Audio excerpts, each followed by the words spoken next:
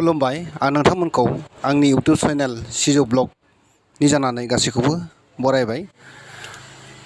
आसा खालामो नोंथांमोना भिडिअखौ जोबजासिम नायलांगोन आरो नायनानै मोजां मोनदोंब्ला नोंथांमोना लाइक आरो शेयार आरो कमेन्ट खालाम दाबाव आरो आंनि चेनेलाव गोदानब्ला साबस्क्राइब खालामनानै ला जाहाथे नोंथांमोना उननि भिडिअफोरखौ थाब मोनो।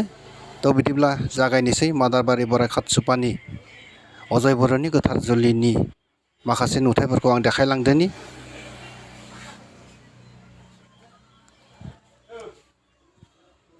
बेयाव दा जों नुगासिनो दङ थालिरनि मण्डप बानायनाय। थालिरनि मण्डपखौ ओरैबायदि साजायदों मोजां नुदों।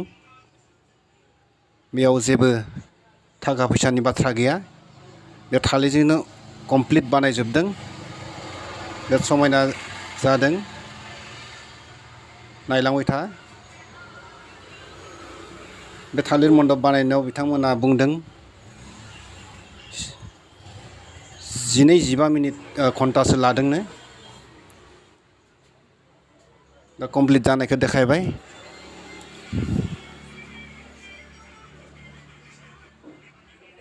जोबोद समायना नुदों आरो लाइटिं साइटिं होयोब्ला जोबोद मोजां नुबावगोन।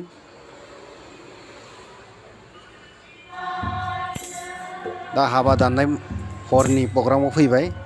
दा हाबा आरज सोलिगासिनो दङ। आरज हानजाया मादारबारि बोराइ खाथसुपानिनो। हाबाखौ दानदों मादारबारिनि देउरि बिलिस्वर बर'आ। नायलांबाय था हाबा दाननाय सोलिगासिनो दङ आरज रोजाबगासिनो दङ आरज हानजाफोरा।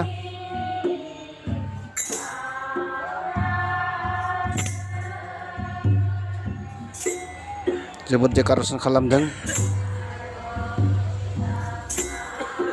हाबासालिखौ। बै सेराव जिरायना थानायफोरा बियो खैना गोदान लागोनि बाय बाहागिफोर। लाइटिं होनायखाय मण्डपखौ आरो साबसिन समायना नुदों हराव।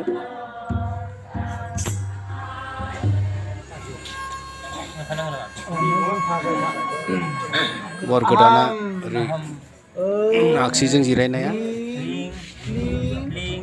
बिनि बिमोनथाया जाहैबाय अदालगुरिनि।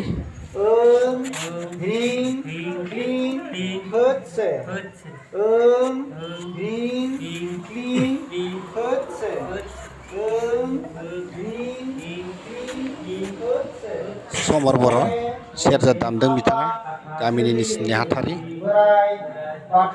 बिथांमोना हाबा दाननायखौ नायगासिनो दङ बयबो। बिमोनथा खानाय हाबाया दानखांबायानो दा बिमोनथा खालायनाय सिखाय खालायनाय।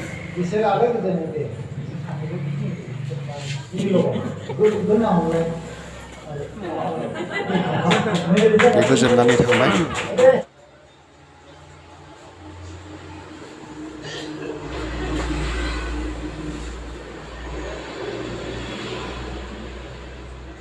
हाबा दाननाया जोब्बाय। दा माइनाव थिखांनाय मण्डपनिफ्राय माइनावखौ थिखांनानै खैना गोदाना बा हिन्जाव गोदाना न'मा न'सिम दोनहैगोन।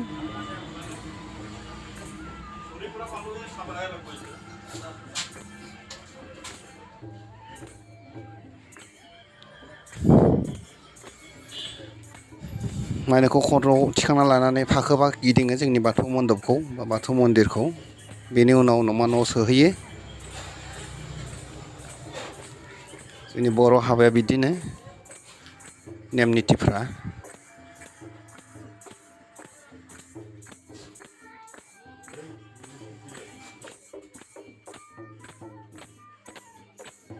माइनावखौ बयबो रंजा बाजायै मोसानानै बरायनानै दोनहैयो। मोसागासिनो दङ। रोजाबगिरिफ्रा रोजाबदों दामग्राफ्रा दामगासिनो दङ।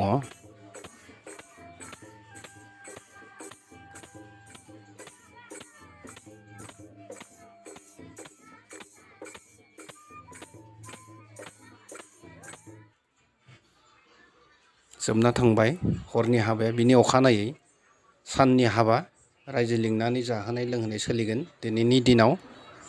बेखौ दा खैना जिरायग्राखौ देखायबाय। बेयाव जिरायथ'वाखै दसे उनाव जिरायसिगोन। रायजोफोराबो खाफा खानै फैनो हमबाय।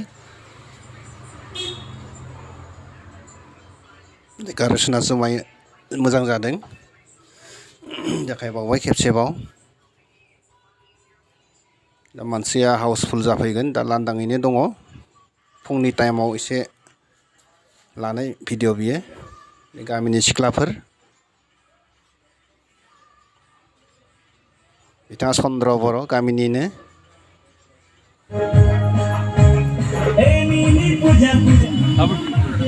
ओंखाम संग्रा हलाव थांबाय आङो ओंखाम संग्राफोरखौ देखायदों मा मा आइटेमनि मा संदों बेदर एवदों सोरबा ना एवदों सोरबा दालि संदों मा नामलै नोंथांनिया सोरबा पनिर संदों सोरबा ओंखाम संदों बेबायदिनो बयबो मावनायाव बेस्थ' बिथांमोना गामि बराकाटसुबानिनो रान्दिनि मोनफ्रोमबो हाबा बिबाफ्रावनो कासबारफ्रावनो बिथांमोनानो संनानै जाहोयो लोंहोयो रायजोफोरखौ जोबोद मोजां संनो रोंगौ बिथांमोनाबो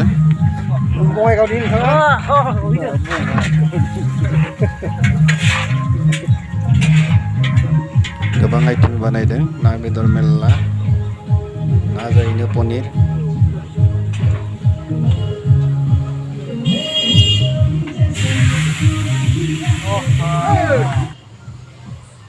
ओंखाम जानायखौ देखायलायबाय आङो दसे रायजोफोरनो आलासिफोरनो ओंखाम जाहोगासिनो दङ बेबायदिनो गोबां टिप जाहोदों मोनसे टिपनि जाहोनायखौ देखायबाय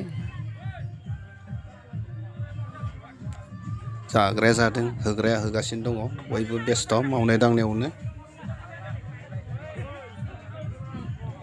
नायलांबाय थादो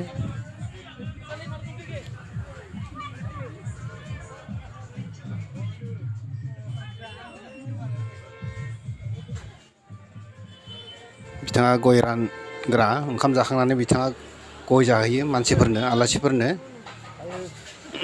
गामिनिनो बिबो दिसेन बर' मुङा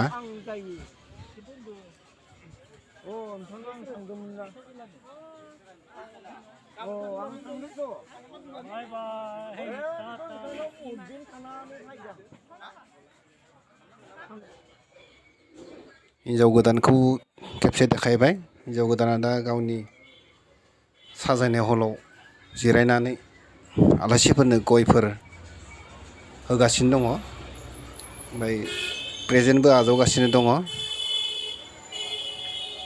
हिन्जाव गोदाना ढेकियाजुलि बारनानै बिश्वनाथ सारियालि साहाथिं जायो गामिखै मुंखौ एसे बावबाय जेन' फैनाया गोदाना गोजाननियानो बेयो लोंग्रा हलाव गामिनिनो सानैसोआ एसे लादों बेखौबो देखायबाय मोनाबिलिनि हराव बयबो रंजादों बेयाव डेन्स इन्डिया डेन्स बायदि बयबो बादायलायनाय बायदि मोसागासिनो दङ जाय जेरै हागौ सोरबा मोजांसिन जानायफ्रा मेडेल मोनगोन मेडेल माने फैसा सिथाबनो हागोन बिखाफोराव बिदिनो बयबो गाजा गोमजायै हाबाखौ सानाव मावफुंलांबाय आरो मोनायाव बयबो रंजागासिनो दङ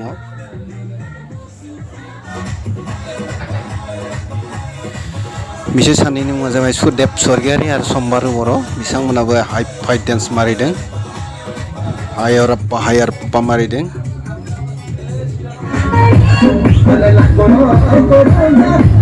सिख्लाफोराबो दामान मोसादों दामान रंजादों अजय बर'नि गोथार जुलियाव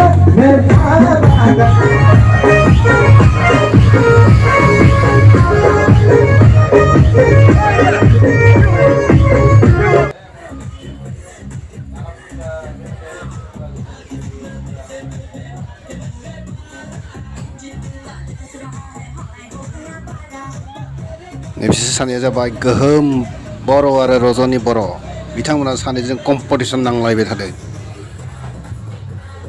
बिथांमोन मोसानायानो जोबथा रंजानाय मोसानाय थ' भिडिअआ बेखिनियानोसै नोंथांमोना मोजां मोनदोंब्ला अन्नानै लाइक कमेन्ट शेयार खालाम गोदानबा साबस्क्राइब खालामना एसेनोसै गोजोन्थों।